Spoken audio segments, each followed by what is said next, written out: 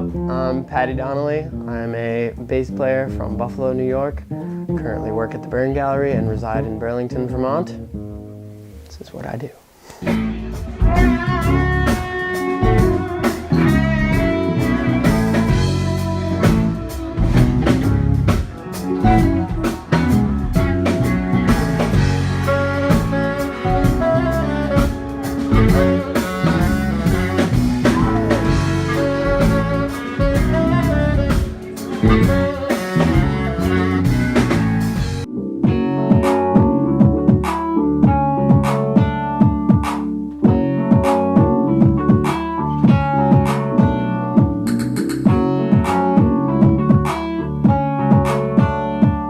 I knew that I wanted to be a bass player very early on in my life, I guess since the 4th grade.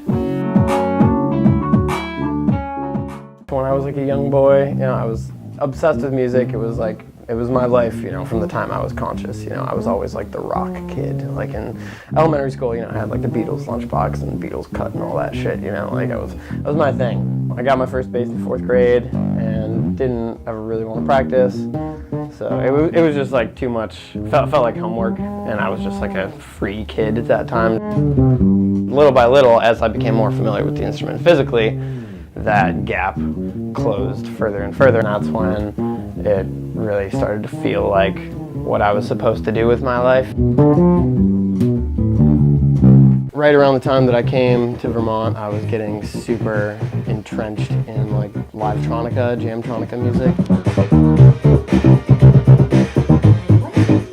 I've recently gotten into like the Ableton world and like electronically producing my own stuff and composing that way. I've actually been a lot more productive in terms of the amount of material I've been putting out recently since I've been producing.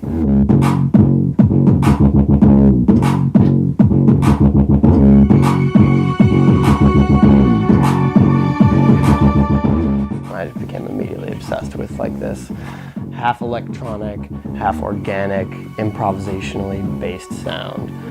And like the potential for what that can do to a crowd, I was stricken by.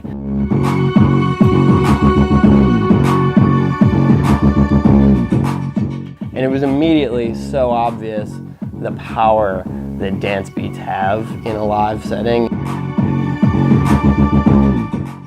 At shows, even if you don't realize it's happening, we get to these unbelievably high level places where, the small stupid details of our rat race style life just like no longer even, occur to us, and we're just there with each other.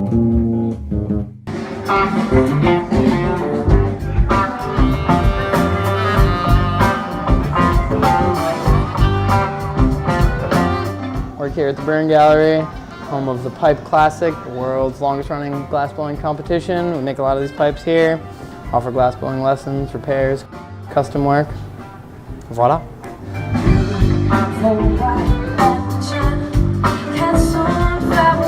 This place is legendary. Glassblowers, glass collectors, industry folks on our coast, but also on the West Coast and beyond, are very much aware of this place.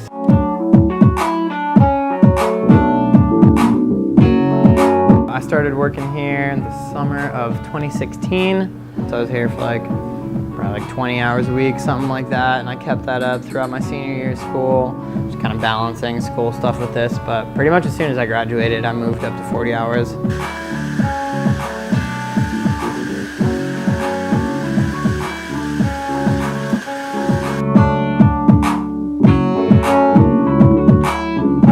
If this was just a head shop, if this was just like any old run-of-the-mill place where you could buy some incense and a pipe, it would definitely be more of a transitory position for me, just because, it's lax, it's fun to work here.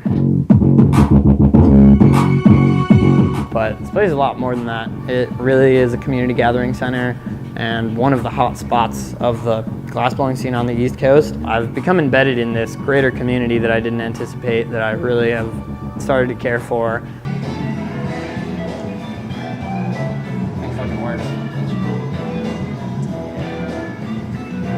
I had never worked at a business where my unique individualist qualities are what make me good at the job.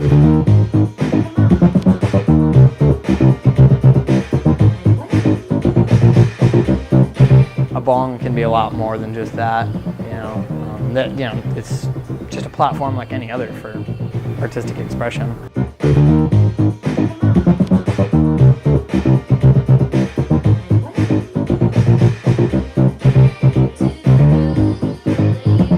The importance of using every minute that I have, definitely I've been able to see in greater focus, just watching how these artists choose to use their own time.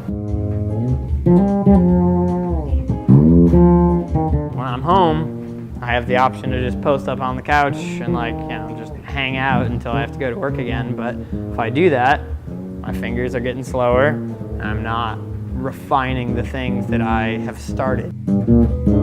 It helps my place here, I would say, having a role outside of this place, because it makes people feel already a little bit more connected. As a guy with a funky, recognizable look, I think it's pretty easy for people to get a glimpse of me on stage and then be like, oh crap, that's the guy selling me a bong right now.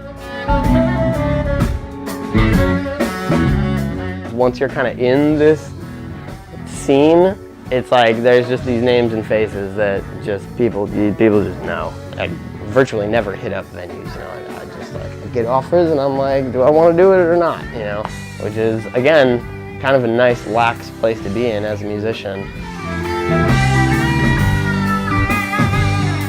We're a small team, so I have to be there a ton of the time.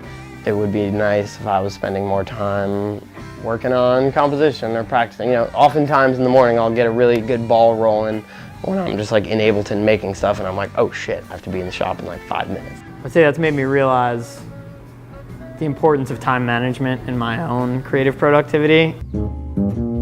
Yeah, I wasn't thinking of music as an escape, but if it wasn't my mode of expression that I turn to, that's my home place, and when I wanna, it's what I want to be doing. When I'm playing music, I want to be playing music. It's not okay, I just have to learn all these songs because I have to play this gig that I have no interest in order to eat.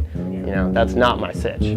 If I were a working musician, there's a good chance that I would push out a lot of what makes my relationship to music. And if I were, basing my living income off music, I could see myself losing that again, that home place, that fuzzy warm place that music is, to where I can, it is true, step away and just be with my bass and say what I haven't been able to say in English all day.